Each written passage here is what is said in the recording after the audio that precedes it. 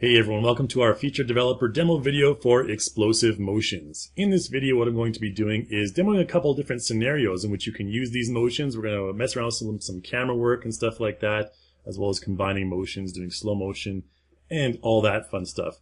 If you want to purchase these motions, you can find them in the content store right here in our feature developer section. You can select all the different individual packs and take a look at all the motions. There's individual videos for each motion on there as well.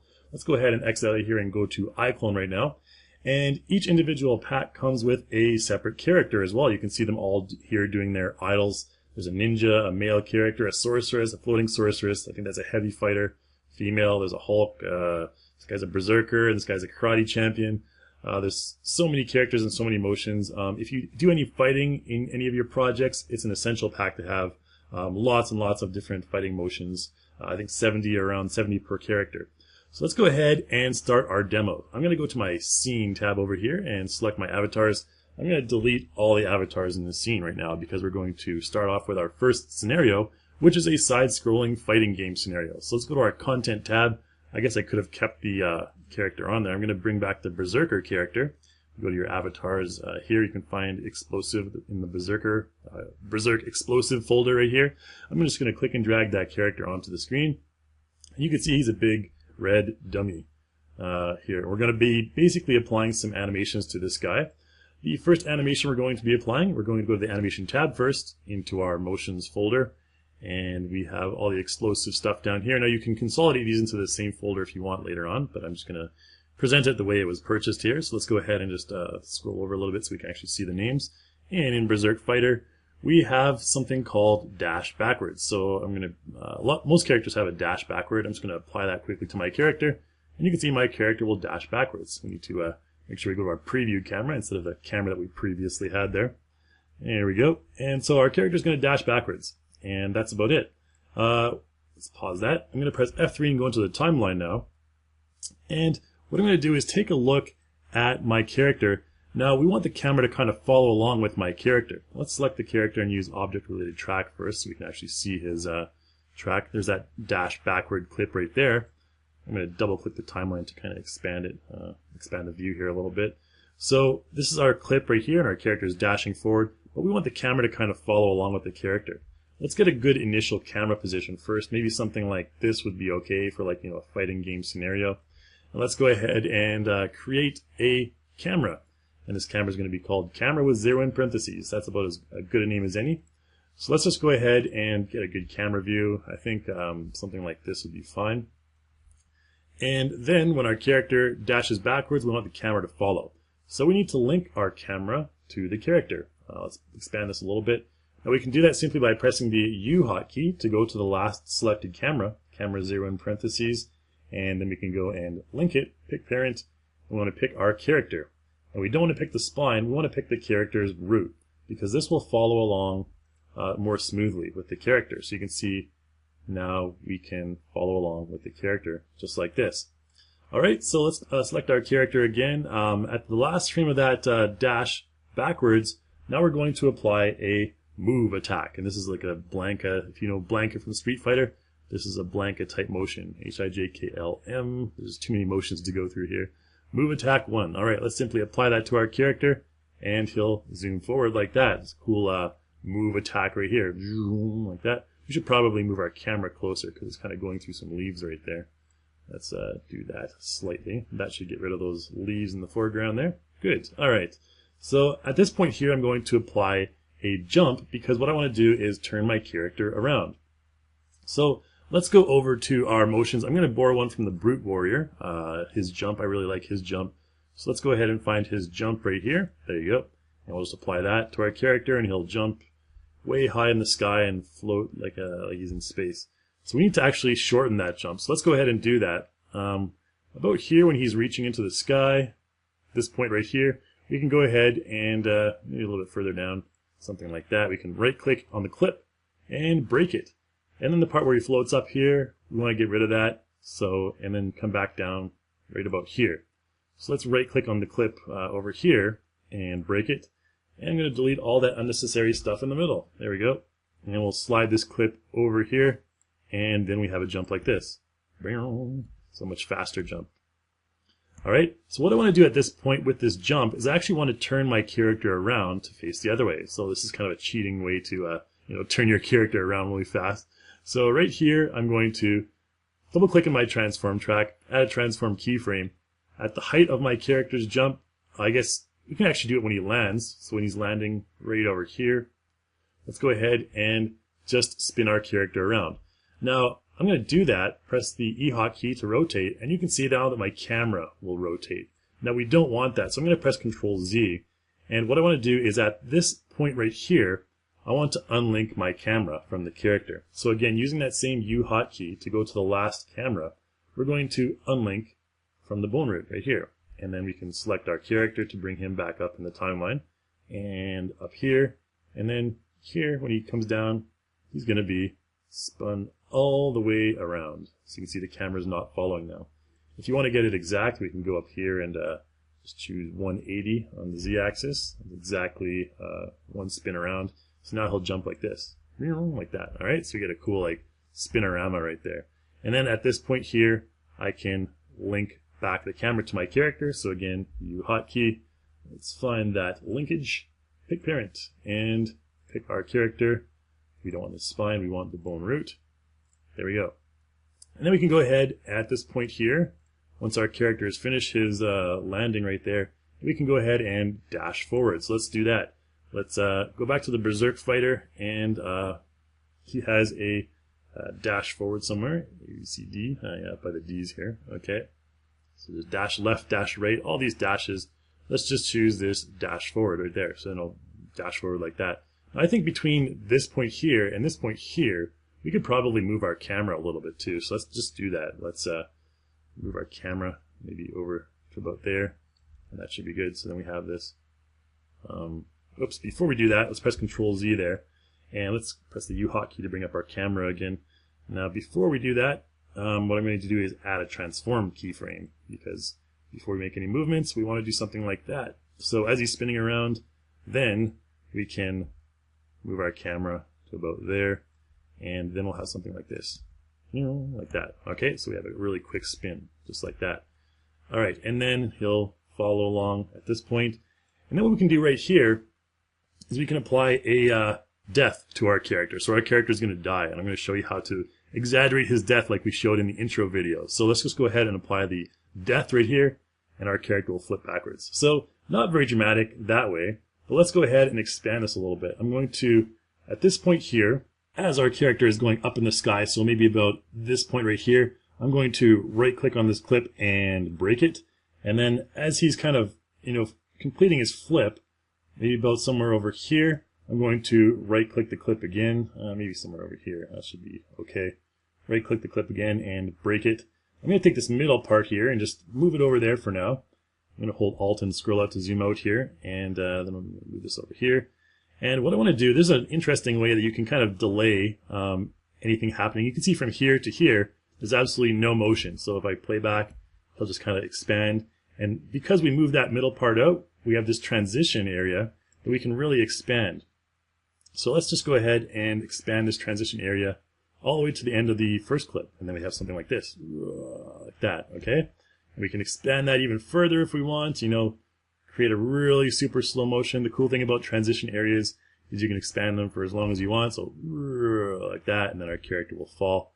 We'll just delete this other part because we don't need it anymore. And with this part of the clip here, we can also right click on this clip and select Time Warp and select Ease Out. And that's going to make sure that most of the motion happens in this part here, and then it'll slowly ease out. So we have something like this now. Boom, like that. Okay, so he just really goes into the ground really hard. All right, and again, if you didn't catch that, the ease out, what the ease out does, if I go Time Warp and select Custom, the ease out basically makes most of the motion happen at the beginning of the clip, and at the end of the clip, it kind of evens it out, it kind of slows down and peters out. So then we have most of the motion happening here, as you can see, and then here there's really nothing happening over here other than just kind of squirming around. Alright, so that's our basic motion. Let's go ahead and play that back so we can see it one more time. Our blank attack, the spin around, and then the dash forward and the dramatic kill like that. And even at this point when we have our character getting killed, we can maybe from here, I'm going to press the U hotkey again, add a transform keyframe, and then as we get killed, we can kind of move around, rotate our camera around to like something like this angle over here with our character selected, and that'll add some drama to the spin, so then we have something like this. Like that. Okay? So that'd be kind of like your Street Fighter dramatic death right there. Alright, so that's about it for this scenario. Let's move on to the next one, which is a quick camera movement. So a quick camera switching scenario. So let's go ahead, stop this one, and we'll just right click on our character. We can actually just delete our character, delete all this awesome animation work that we did, and let's go to find another character, this time the karate character. So I'm going to choose our karate dude right here and just bring him onto our screen. Let's go back to our preview camera here. We can actually just delete the cameras that we currently have in our scene. So we have these two cameras over here. Let's control select these and delete them both. And with our karate character, we're going to apply a quick 3-hit combo. So let's go to our content tab again, to the motions. And in the karate folder, we have some pretty cool attack motions. Let's just go ahead and apply these one after the other. And then I'll show you how you can fix them to make them a little bit faster and smoother. So I'm going to double click on this attack 1. Our character will do a spin kick. Attack 2. You can see he's in the middle of a spin kick, and then he'll do a punch, and we'll fix this in a bit. And then we'll just do attack 3. Attack 3 is like this forward kick like that. So what we're going to do is we're going to have a 1, 2, 3 punch.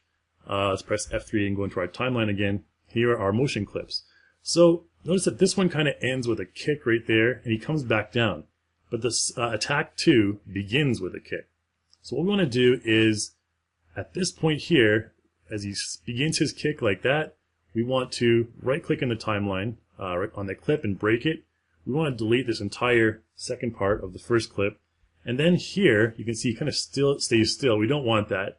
So we want to go to right about here when he's beginning to move down and right-click on our clip and break it, and then delete the first part of that clip. And then combine these two clips together into one unified clip.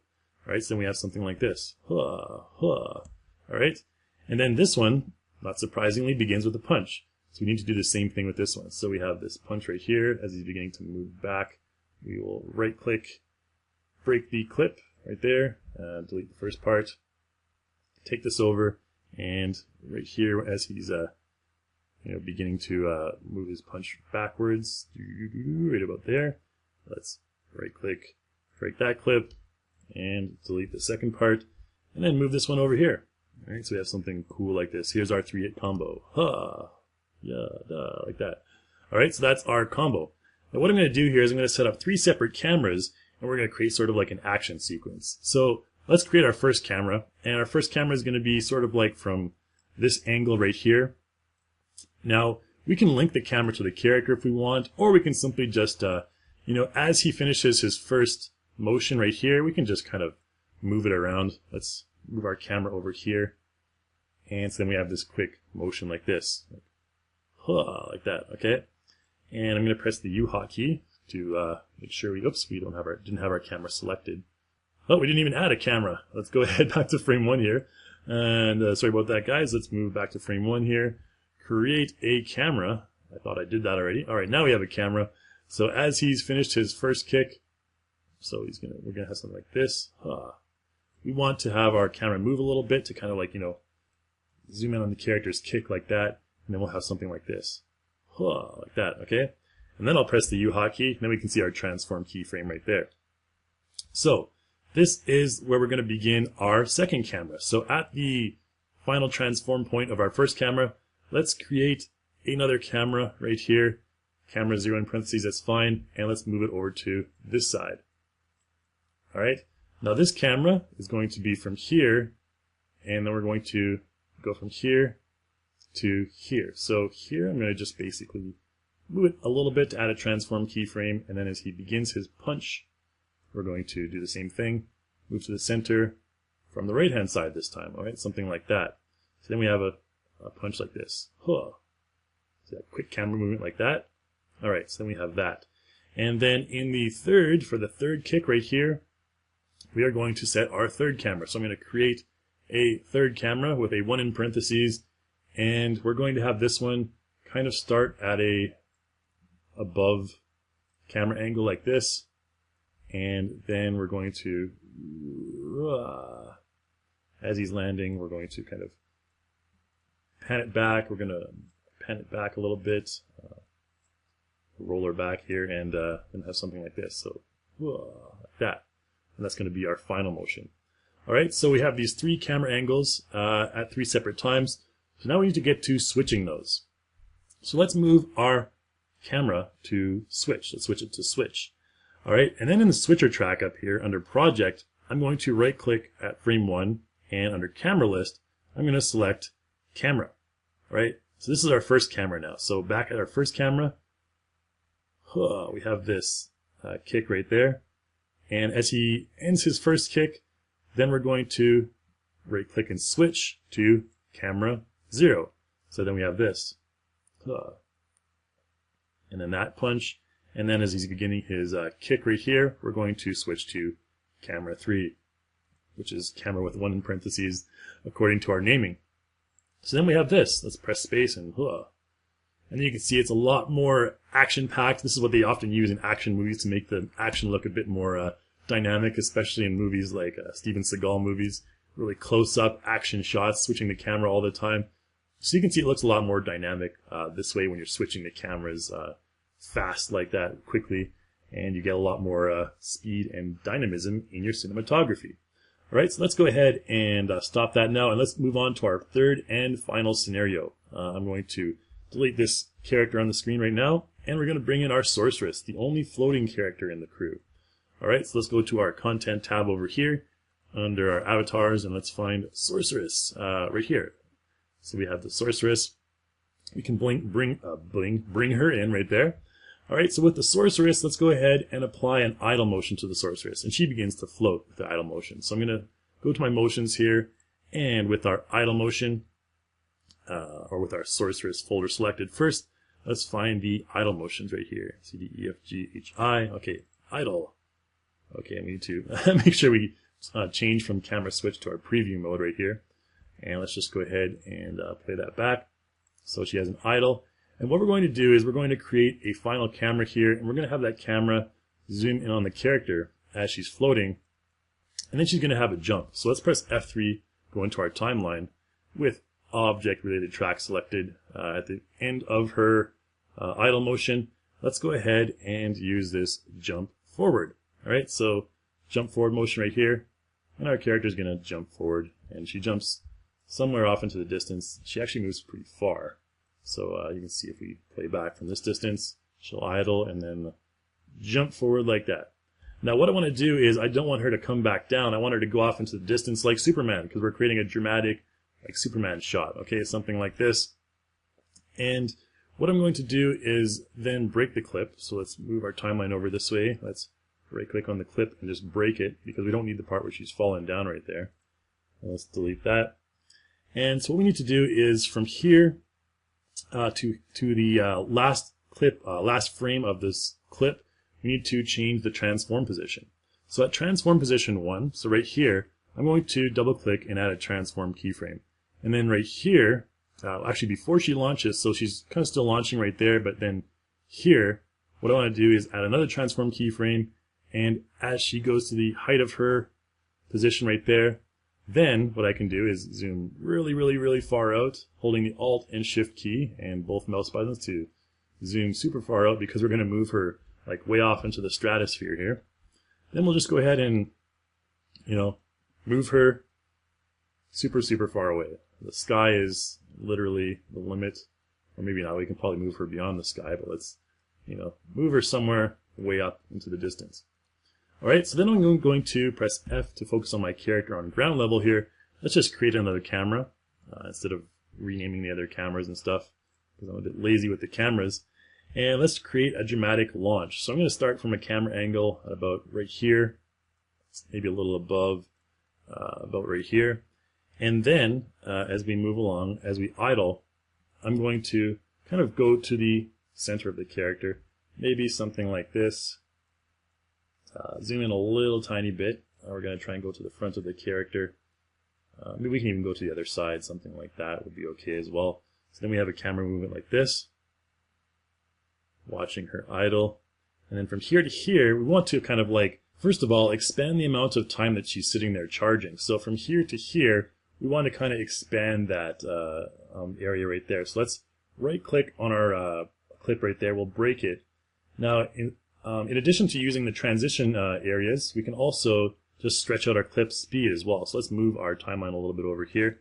And we have to move the transform keyframes along with this clip, obviously. So let's move them over here for now.